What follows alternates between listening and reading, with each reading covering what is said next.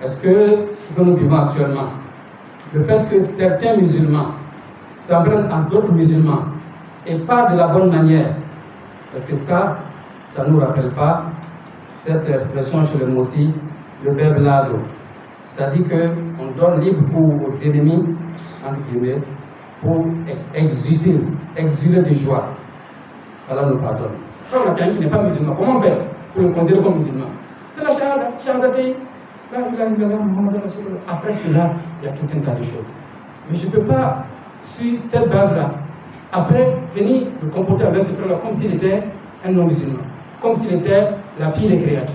Parce qu'on regarde tous les musulmans, les Hamza, c'est comme on les appelle, les musulmans, la communauté musulmane, certains nous appellent des Hamza, Selfie AMB, les Wahhabites, les Salafites, les Soufis, les Tijanes. Si on dit là, il a Mohamed Rasulullah, c'est bon, on peut travailler ensemble.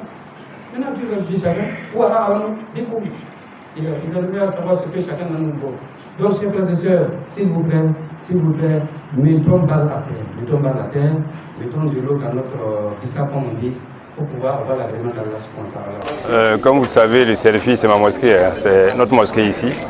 Maintenant, avec les occupations professionnelles, nous n'avons pas toujours la possibilité de venir tout le temps. Mais on est toujours heureux de venir prier ici. Et je tiens à remercier l'imam pour les conseils qu'il a proférés à l'endroit donc de toute la Oumma. Et ce que j'ai retenu du sermon de l'imam, c'est le juste milieu. Et il a eu à employer une anecdote comme quoi il y a des tendances islamiques qui qualifient les services de Mouemzal, c'est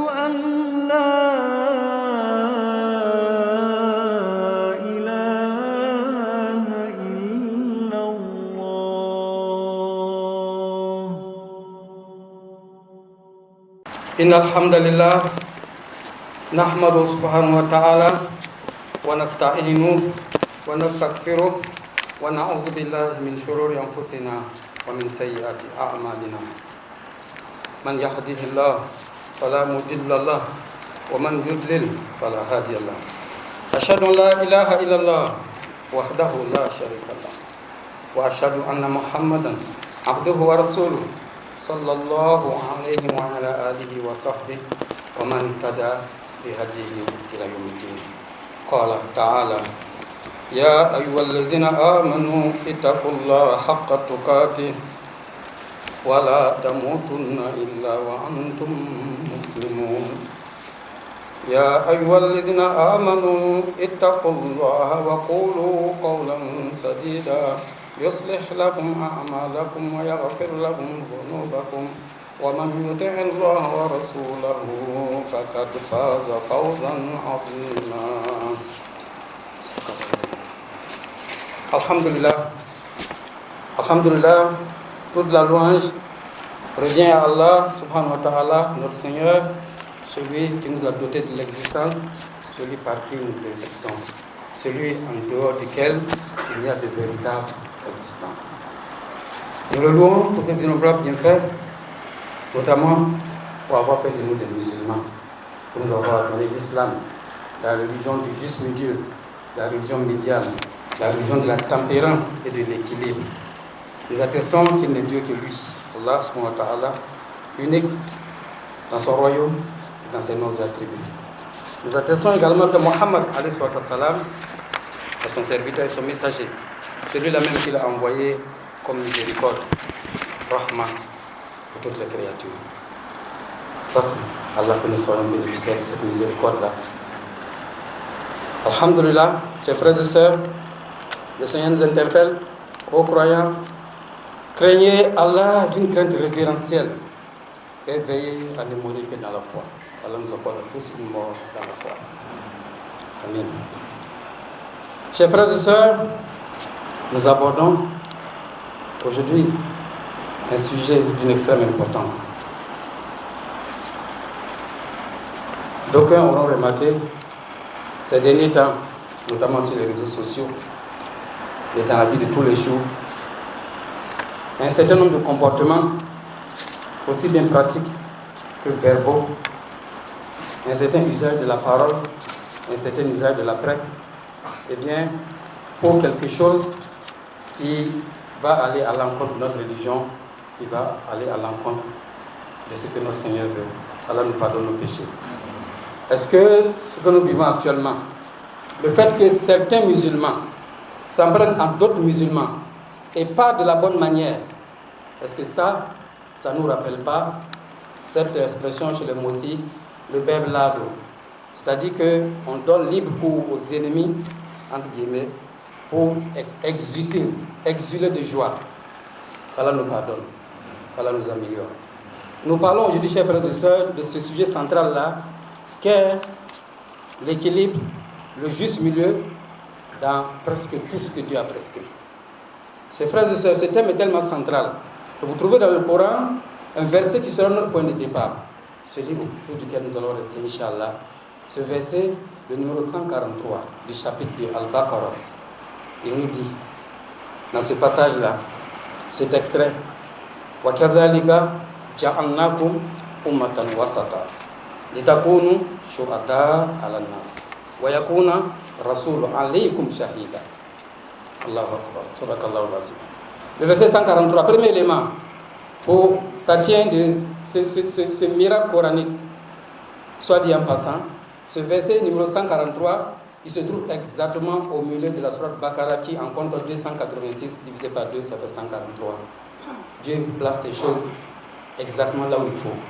Deuxième élément, chers frères et sœurs, le sabab nuzul, ce verset-là, dans quel contexte a-t-il été révélé? Pourquoi? À quoi ça nous sert? Eh bien, pour résumer rapidement, il s'agit de l'épisode du changement de la Qibla auquel les premiers musulmans avec le prophète Mohammed ont assisté. Nous savons très bien que, au premier temps de l'islam, surtout après l'immigration à Médine, eh bien, la Qibla, l'orientation de la prière était Baytul Maqdis, c'est-à-dire Jérusalem. Et voilà que lors d'une prière de Asr, dit-on, un message descend du ciel pour dire désormais les musulmans tournez vos visages vers la Qibla, la Baytul Haram, la Mecque, la Kaaba. Et quand on regarde la carte un peu, on voit que c'est presque un demi-tour, 180 degrés. Puisque à Médine, vous avez Jérusalem qui est un peu au nord-ouest, vous avez la Mecque qui est au sud, presque 180 degrés. Ils se sont retournés sur place en prière. Et voilà que des Juifs, des Yahoud, qui pensaient qu'eux avaient le monopole de la religion, du monothéisme, jusqu'aujourd'hui c'est ce qu'on dit, eh bien ils disent qu'on ne comprend plus rien. On comprend plus rien. La Jérusalem, c'est la Qibla de tous les envoyés, tous les prophètes. C'est là que Dieu dit, à Dieu appartient l'Orient et l'Occident. Il guide qui il veut. Il guide qui il veut vers le droit chemin. Et justement, ce droit chemin, puisque c'est le verset 142, le verset qui précède juste notre verset, ce surat Mustaqim, chers frères et sœurs, vous vous rappelez que c'est ce qu'on récite 100 fois dans la prière, 17 fois au minimum par jour. La voie droite là. Voilà une explication de la voie droite. Puisque ce verset qui suit dit que c'est ainsi que nous fîmes de vous une nation du juste milieu. Ummatan wasata. Alors certains diraient, un sens donné par nos commentateurs, la meilleure nation. Wasata peut signifier la meilleure. Pas forcément celle qui est au milieu, mais tant mieux. Tout est bénéfique pour nous. Que ce soit meilleur, que ce soit le juste milieu, alhamdoulilah. Alors on s'en remercie, qu'Allah nous guide davantage. Donc chers frères et sœurs, ce verset, qu'est-ce qu'il dit? Il dit que dans la création de Dieu, quand on est soumis à l'islam, quand on est musulman, en fait, on ne fait que rejoindre l'univers dans le fait que tout dans l'univers est équilibré. Tout est équilibré. Les savants nous le disent, les valeurs des constantes fondamentales, si elles bougeaient d'un iota, à gauche comme à droite, il n'y aurait pas de vie. Donc tout est équilibré. Mais quand on est musulman, quand on suit ces enseignements, chers frères et sœurs, et qu'Allah nous le permette, on est forcément en phase avec la nature, on a cette vision holistique de la nature, et bien on est soumis à Dieu sur le sirat al-mustaqim. Qu'Allah nous pardonne nos péchés. Et ce verset, chers frères et sœurs, il ne manque pas de nous rappeler un autre passage du Coran, avec ce même Awsatou. Awsatou, dans le Coran, il n'y a que 4 passages, 5, mais 4 qui ont un lien avec ce thème-là, ce sens-là, le juste milieu. Et bien, dans la sourate Al-Qalam, on trouve Qala Awsatuhum Alam akul lakum laula tusabbihun. Voilà cet épisode-là des jeunes gens, des gens qui sont allés récolter et qui n'ont pas dit Inch'Allah, leur champ a été frappé d'un malheur. Et Dieu a dit, parmi eux, il y avait, il semble que c'est le plus jeune d'ailleurs, qui était le plus correct, le plus juste, qui a dit aux gens, si vous disiez Subhanallah, on a mal fait, on a mal agi, on reconnaît nos fautes, dites Subhanallah. Ouais. Donc on dit que c'était le meilleur parmi ces jeunes-là. Donc ça prouve qu'effectivement, Al-Wasat, la notion de juste milieu, ne vouloir rien dire que d'autres, la meilleure nation. D'ailleurs, on a sur d'autres passages du Coran. Vous êtes la meilleure communauté que Dieu ait fait surgir pour les êtres humains. Qu'est-ce que nous voulons d'autre? C'est nous la meilleure communauté qui sommes en train de montrer le mauvais comportement. Qu'Allah nous pardonne, qu'Allah nous guide. Chers frères et sœurs, pour les aspects théoriques et philosophiques, on ne manquera jamais, on peut trouver à foison beaucoup de choses pour montrer que notre religion est la religion du juste milieu. D'ailleurs, depuis la création même de l'être humain, les savants nous le rappellent au passage, au détour de ce verset-là. L'être humain, quand Dieu nous a créé, regardez, chers frères et sœurs, la sagesse, al-hikmah, ilahiya, comment il a fait de nous, êtres humains, une créature qui est à mi-chemin entre l'animalité, le monde animal. Nous avons des caractères animaux, ça c'est certain, dans le comportement de tous les jours. Mais il ne faut pas que la moralité, le comportement aille jusqu'à être animal. Comme le Coran dit, certains êtres humains sont comparables aux animaux, car nous en préserve. En même temps qu'il y a les animaux, il y a l'autre extrême qui sont les anges, qui ne sauraient désobéir à Allah. Mais il y a des êtres humains, comme pourrait. D'ailleurs, les anges parlent aux êtres humains, des gens, comme dit Rasul sallam, si vous êtes correct là, si vous étiez correct comme vous étiez quand vous êtes avec moi, dans mon entourage, vous verrez que des anges passeraient vous saluer. Il a dit ça aux sahaba, aux compagnons. Vont vous saluer comme ça. Les anges qu'on ne voit pas, a priori, mais qui se transforment au gré, au bon vouloir de Allah subhanahu wa ta'ala. Donc nous sommes entre ces deux extrêmes, vous voyez, entre l'animalité et puis la nature angélique. On peut tout faire, que Allah nous aide à nous élever. Autre chers frères et sœurs, ce juste milieu, on va le trouver même dans la constitution. Il a fait en sorte que même dans la constitution physique de Rasulullah, son prophète Mohammed, on va le retrouver. Quand nous lisons la Sira, la biographie du prophète Allah, on voit des passages qui ont un lien avec la description physique, description cette fois-ci physique de Mohammed. On vous dit, c'était quelqu'un qui n'était ni trop petit, ni trop grand, une stature moyenne. C'est beau à regarder. Il n'était ni trop blanc, ni trop clair, ni trop noir, juste milieu. L'autre main, un visage pas maigre, pas trop rond, une rondeur qui fait plaisir à regarder. Ses cheveux n'étaient ni trop crépus, trop courts, ni trop longs, le juste milieu. Au point que lui, il arrangeait ses cheveux, il les coupait. Des fois, ça va jusqu'aux épaules, des fois, il s'arrête aux oreilles. Tout ça, c'est dans sa constitution physique que Dieu nous montre que lui, son apostolat, son message est placé sous le signe du juste milieu. Allah nous pardonne nos péchés. Chers frères et sœurs, concrètement, parce que concrètement, au quotidien, dans notre foi, aujourd'hui, qu'est-ce que nous avons comme élément pour exercer ce juste milieu-là? Un certain nombre. La crainte et l'espoir, un thème si cher aux savants, dans la façon qu'a le musulman que nous sommes de percevoir l'action de Dieu vis-à-vis de nous. Il dit Al-Mu'min bayna al-khawf wa raja. Le bon musulman, le croyant, il est entre la crainte et l'espoir. Ce n'est pas quelqu'un qui est chaque fois dans la crainte. On va te bateler, l'enfer, c'est la crainte. C'est bien de craindre Dieu, mais pas dans ce sens-là uniquement. Il y a aussi l'espoir. L'espoir du pardon de ses péchés. L'absolution des péchés, il faut que nous soyons ces deux-là. À l'image de l'oiseau, ils aiment cette parabole-là, cette analogie-là. Avec l'oiseau, avec ses deux ailes. Avez-vous déjà vu un oiseau voler avec une seule aile? Une aile? Non, il faut les deux. Toujours le juste milieu. Chers frères et sœurs, il y a un juste milieu dans la gestion de la richesse et de la pauvreté. Il ne faut pas être avare. C'est un enseignement donné au prophète Mohammed pour nous.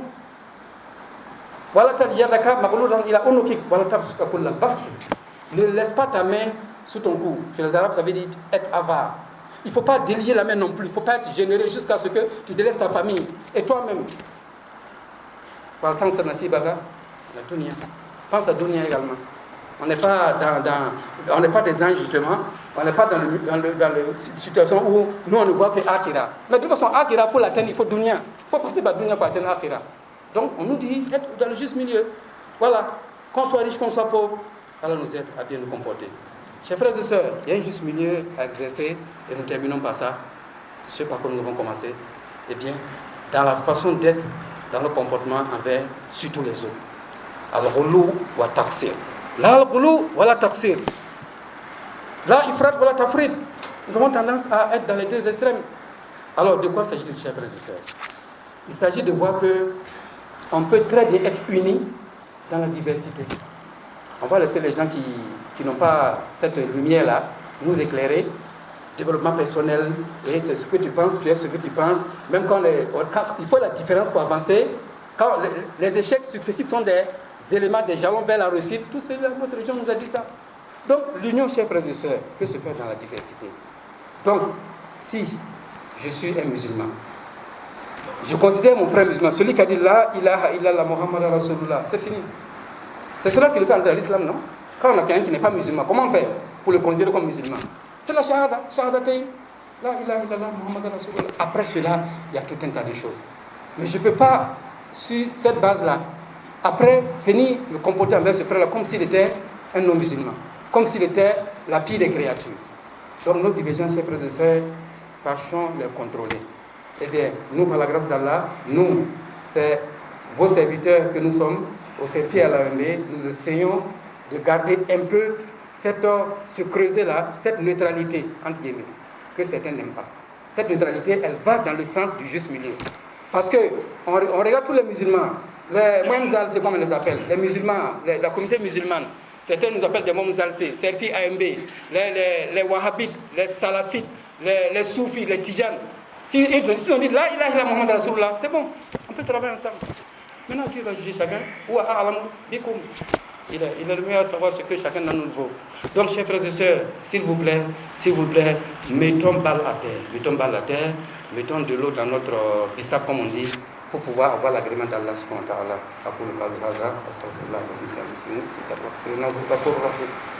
Alhamdulillah, Rabbil Alamin, wa salatu wa salam ala Mustafa wa ala alihi wa sahbihi wa man ihtada bi hadihi ila yawmiddin. اللهم لك الحمد حمدا يليق بجلالك وجمالك وكمالك. اللهم لك الحمد حتى ترضى ولك الحمد يا رضيت ولك الحمد بعد رضا. لا اله الا انت سبحانك اني كنت من الظالمين. يا قديم يا دائم يا واحد يا احد يا فرد يا صمد صل على سيدنا محمد وعلى سيدنا محمد كما صليت على سيدنا ابراهيم وعلى ال سيدنا ابراهيم وبارك على سيدنا محمد وعلى ال سيدنا محمد كما باركت على سيدنا ابراهيم وعلى ال سيدنا ابراهيم في العالمين انك حميد مجيد. اللهم تقبل منا انك انت السميع العليم وتب علينا انك انت التواب الرحيم. اللهم اهدنا سبل السلام وجنبنا الفواحش ما ظهر منه وبطن. لا اله الا انت سبحانك وتعالى. اللهم لا تدع في مقامنا هذا ذنبا الا غفرته ولا هما ولا غما الا فرجته ولا دينا الا قضيته ولا مريض الا شفيته ولا جاهلا الا علمته ولا عيب الا سترته ولا فقير الا اغنيته ولا وصل الا سرته ولا حاجه من حوائج الدنيا هي الاخره ولنا فيها صلاه الا قضيتها يا رب العالمين. يا ذا الجلال والاكرام يا ذا الفضل والجود والاحسان والامتنان يا ذا الفضل والجود والاحسان والامتنان يا ذا الفضل والجود والامتنان. اللهم فرج الأمة محمد صلى الله عليه وسلم.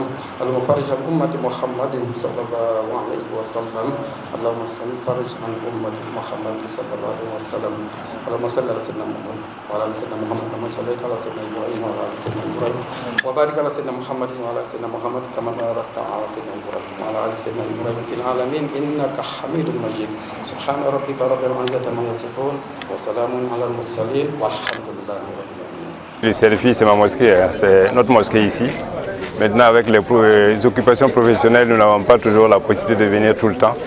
Mais on est toujours heureux de venir prier ici, de prier avec nos frères et nos sœurs. Et aujourd'hui, nous avons eu droit à un sermon qui est prononcé par imam, qui est, comme d'habitude, très instructif pour l'ensemble de la Oumma.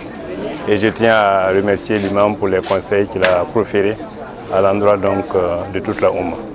Et comme tous les vendredis d'ailleurs, mon service n'est pas loin.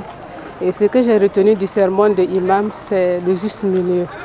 Et il a eu à employer une anecdote, comme quoi il y a des tendances islamiques qui qualifient les services de Mohamzal. C'est comme s'il y a trop de laisser-aller chez les serfistes et les ayembistes. Mais en réalité, c'est un juste milieu que les gens cherchent. Ne pas être trop extrémiste dans le sens de laisser aller ou exagérer dans le sens de l'islam pour que certaines personnes, en fait, pour tolérer mieux certaines personnes. Et en toute chose, on nous prône le juste milieu. Voilà, c'est ce que j'ai retenu du sermon de l'imam ce matin. Merci beaucoup. Merci. L'imam et son sermon, et je pense qu'il a parlé du juste milieu dans son sermon, et il pense que notre communauté, c'est la communauté du juste milieu, et il nous appelle en tout cas à la pratique de cette valeur-là. Chaque fois que nous devons faire quelque chose dans notre vie et dans le quotidien, il faut qu'on pense au juste milieu, éviter les extrêmes. Et cela va amener la paix dans notre pays, va permettre qu'on puisse garder en tout cas de bons rapports avec nous-mêmes d'abord les musulmans, parce que nous sommes de plusieurs confréries, et aussi avec toute la communauté, en gardant effectivement donc à l'idée qu'effectivement il faut éviter les extrêmes. Voilà, c'est ça que j'ai compris au sermon de l'imam. Je pense que ça a été interpellateur de notre rôle en tant que service, de garder notre rôle de neutralité et surtout pas neutre dans nos faits, neutre dans nos dires, et surtout un appel à l'union. L'islam de notre pays a besoin d'union plus que de la désunion. Le sermon de l'imam, ce que j'ai retenu dans l'ensemble, c'est que l'imam disait que la diversité peut nous enrichir, ou du moins on peut s'enrichir dans la diversité, et que le plus important entre les musulmans, c'est l'attestation qu'il n'y a de Dieu que Dieu, et que Muhammad sallallahu alayhi wa sallam est notre prophète. Donc la ilaha illallah, Muhammad Rasulullah. Et dès que quelqu'un a clamé cela, nous devons être à mesure de l'accueillir comme notre frère, de l'aimer comme il nous est recommandé dans notre belle religion. Voilà. Donc en gros, c'est ce que j'ai retenu. Il a dit d'éviter les différences, les stigmatisations, voilà, les calomnies, juste pour la différence. Car la différence peut nous réunir, la différence peut faire notre force.